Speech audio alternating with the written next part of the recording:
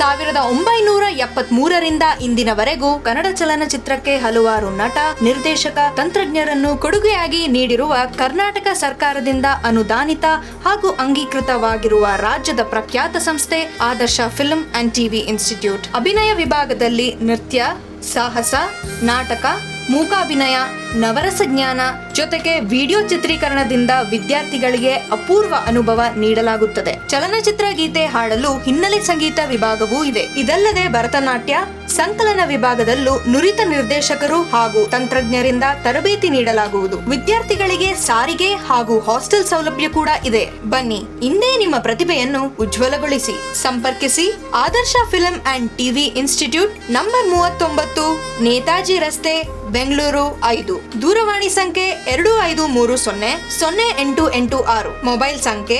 9880731950.